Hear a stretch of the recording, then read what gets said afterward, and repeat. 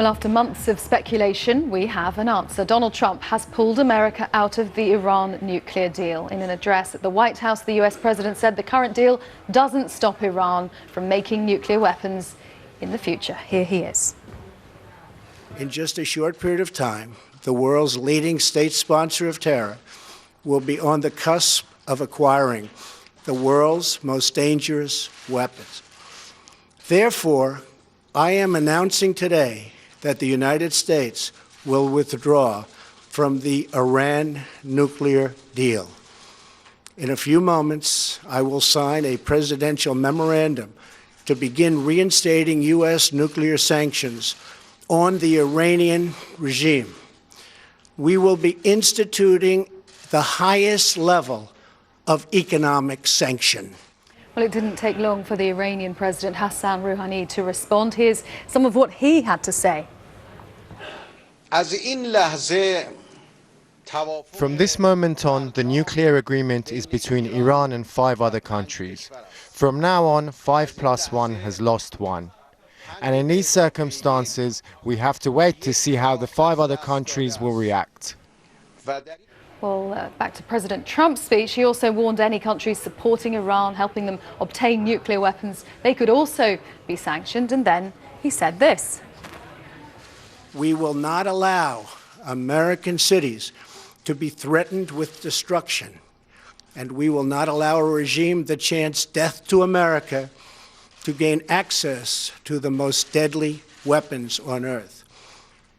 Today's action sends a critical message. The United States no longer makes empty threats. When I make promises, I keep them. Well, we've also heard from the former US President Barack Obama. The Iran deal, you remember, was his signature foreign policy achievement, and he's given his reaction. He says, I believe the decision to put the JCPOA, that's the deal, at risk without any Iranian violation is a serious mistake. He goes on to say, we all know the dangers of Iran obtaining a nuclear weapon. It could embolden an already dangerous regime. And then there is the tweet from President Macron that he says France, Germany and the UK regret the US decision to leave the deal. The nuclear non-proliferation regime is at stake. Here is the initial reaction of our chief international correspondent, Lise Doucette. He seems to want to force Iran and other major powers back to the negotiating table, and that seems almost impossible to contemplate now. It took more than 2.5 years of negotiation, foreign ministers clearing their diaries for weeks to get to what was regarded as the best deal possible. I think this is the worst possible scenario in terms of the Iran nuclear deal. And I think Iran will have to think long and hard about what it wants to do. It had said, what we've been hearing from both hardliners and reformists in recent days is that they would both try to work with Europe. President Trump hasn't given them very much room. Let's remind ourselves what this deal was actually all about, why it was put in place. Here's our World Affairs correspondent, Paul Adams. The deal brought together the 5 permanent members of the UN Security Council and the EU.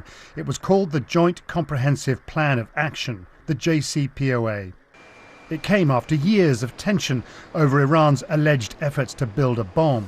Iran had always said its program was peaceful, but no one believed this, and for almost 10 years the UN imposed sanctions. So what exactly was in it? Iran agreed to do away with large parts of its nuclear program and allow international inspectors to monitor the rest. This involved giving up large stockpiles of enriched uranium and thousands of centrifuges. As a result, experts believed it would take Iran much longer to make a bomb in the future, up from 2 to 3 months to around a year, giving the international community much more time to respond to a crisis. In return, the international community agreed to lift sanctions. Iran could recover billions of pounds of frozen assets.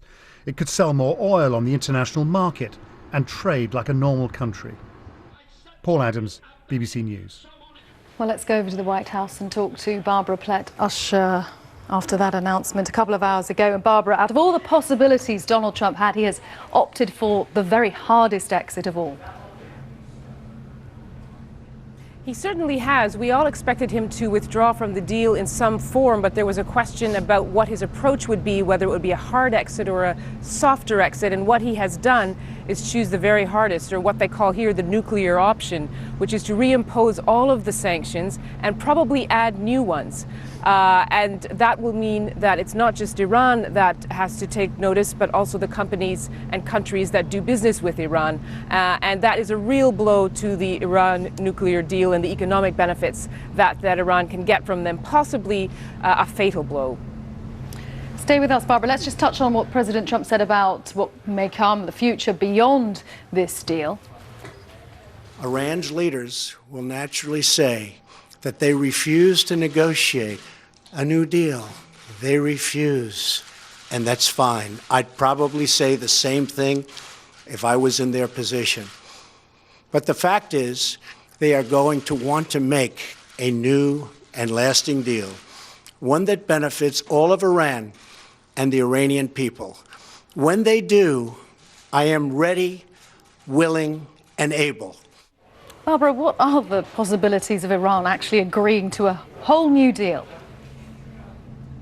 Very, very small. I mean, if at all. The Iranians have said they wouldn't renegotiate, and also the other parties have said the same thing. It took a huge amount of effort to get this deal together with 6 different countries plus Iran, several years, very complicated text. It was a give and take arrangement aimed at trying to integrate Iran into the region and into the world community. This is a completely different approach. Mr. Trump tried to negotiate with Europeans to come up with something that would deal with his concerns about the agreement. They just couldn't go far enough, the Europeans, for him. So now he's basically saying, I'm going to force Iran to the table by breaking it essentially with sanctions. The plan B here is more sanctions until Iran bends to what Mr. Trump feels is necessary for a deal that will permanently limit its nuclear program. And that is something that seems to all the parties involved impossible, and also a recipe for confrontation. So the prospects of this deal carrying on with the remaining signatories are being curbed by the fact that Donald Trump is bringing back those sanctions at the very highest level. Yes, because those sanctions are tied to the U.S. financial system, so it blocks Iran from using that. It's very difficult then for it to sell its oil, but it also blocks companies and countries that are doing business with Iran from using the U.S. business system. They can't have assets here, they can't have interests here, they can't work with that financial system. And you know, everything's intertwined in the global system right now, and it's tied to New York in some way. So the Americans do have huge amount of leverage, and that was very key to the process that led to the deal. That's what really tightened the sanctions after years of UN sanctions to get Iran to the table. So it seems that if you're saying that the deal is going to get any economic benefit to Iran, this makes it very much harder. Having said that, it seems to me unlikely that the Americans will be able to get the kind of tight sanctions on Iran that they had before, because before there was a unified purpose and a limited one, limiting Iran's nuclear deal. Now Iran is going to look like the victim, the Americans are going to look like the culprit, and there will probably be pushbacks, workarounds, less commitment to this kind of blockade. Barbara, thanks very much. Barbara Pletasher there at the White House. Well, there's been a lot of reaction coming in over the last hour or two. We've had reaction from Iran itself. We've also had some regional reaction to Mr. Trump's address. Here is the Israeli Prime Minister Benjamin Netanyahu. Since the deal, Iran intensified its efforts to hide its secret nuclear weapons program. So if you leave all of this unchanged, all this combined is a recipe for disaster. A disaster for our region, a disaster for the peace of the world. This is why Israel thinks that President Trump did an historic move. And this is why Israel thanks President Trump for his courageous leadership, his commitment to confront the terrorist regime in Tehran, and his commitment to ensure that Iran never gets nuclear weapons. Not today, not in a decade, not ever. So there's Israel's reaction, and we also heard Iran's President Hassan Rouhani. He's been speaking. I've been asking the BBC Persian Service's Kazrin Naji what he was saying.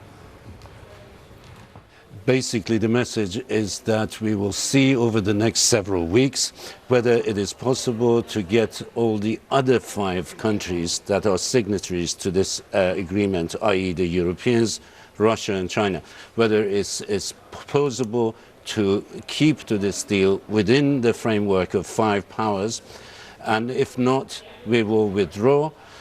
He says that I have asked my people to prepare to resume, if need be, if we come to that point that it's not possible, to resume enrichment on industrial scale, he says. He reassured Iranians that everything is under control. They have contingencies for all sorts of plans. He says our economic growth will continue. He says there will be calm and stability in foreign exchange markets. Iranian rial has been dropping very fast over the last several weeks, and particularly in the last week or two. He says there's no room for concern for any shortages. We have enough foreign exchange to go around. He says Trump's action was a psychological and an economic blow. We will not let him win. What has Iran been put through over the last, nearly 3 years under this deal? How much scrutiny has there been on its uranium enrichment? There's been quite a lot, actually. There's a very robust inspection system in place by the agents and inspectors of the IAEA, the International Energy Watchdog, the Nuclear Energy Watchdog. 11 reports by the IAEA says Iran has complied. There hasn't been any cases where there has been problems in terms of what Iran has been doing, or something that it's not supposed to be doing within the agreement. So in terms of compliance, with this deal, absolutely, it has complied, and it stayed in the deal. And interesting that all the reactions on the social media is pretty much in support of the agreement. Iranians on the whole, it seems that they want to keep to this nuclear agreement. But as we've seen, President Trump has basically declared economic war on Iran, and we will see whether the Europeans particularly are able to mitigate what President Trump is doing in terms of sanctions against Iran. But that's a long shot. It's going to be very difficult because there are these secondary sanctions which affect companies and countries outside the US. Right, so even if any European countries decide to forge on ahead, they would still be subject to sanctions by the US, by people the US. Trading with Iran. That's right. And that makes big companies, oil companies, big companies, Boeing, Airbus, all those people who are dealing with Iran, big French auto manufacturers who are entering Iran, they're going to think twice about it because their market in the US is going to be affected. Kazra Naji from BBC Persian. Well, there is still reaction coming in from all over the world. Let's hear what Russia's been saying, because Russia is also one of the signatories to that Iran deal. The Russian Foreign Ministry says that Moscow is open to other Iran deal participants, and it will continue to develop bilateral ties with Iran. And that's from Reuters. They went on to say that America's decision is groundless. Now, the price of oil has had a particularly volatile day ahead of that announcement from President Trump. The US Treasury says petroleum-related sanctions will be reintroduced within 180 days. Let's go over to New York and Kim Gittleson. Hello to you, Kim. Just tell us what the oil price is doing. Well, actually, when we talk about the oil price, there are two prices we pay attention to. One is West Texas Intermediate crude, which is oil that comes here in the United States. And then there's Brent crude, which is typically known as the European oil price. Now, both of those prices actually dropped today. Brent crude was down 1.7%. West Texas Intermediate was down 2.4%, which seems surprising given that, as you mentioned, President Trump says that he will reimpose sanctions on Iran's oil industry. Many people think this is probably just a temporary thing, that oil prices will rise in the long term, and that actually maybe traders sort of thought this was baked into the decision. I think another thing that probably impacted this was sort of strong statements out of Europe suggesting that they wouldn't be following the US's lead when it comes to reimposing these sanctions. And Kim, Boeing has deals worth nearly, $20 billion with 2 Iranian airlines. What must they be thinking at the moment? Right. I mean, this is one of the interesting aspects of this sort of non-deal, if you will, that there are many American companies that could be caught in the crossfire. Now, the U.S. Treasury says that they have anywhere between 3 and 6 months to sort of unwind their business operations with Iran, and Boeing has said that it will follow the U.S. government's lead when it comes to whatever the government wants them to do when it comes to doing business with Iran. But you have to imagine it is a significant hit to the company's bottom line. $20 billion isn't an insignificant amount of cash. Kim, thanks very much. Kim Gittleson there in New York. Let's stay with some other business news.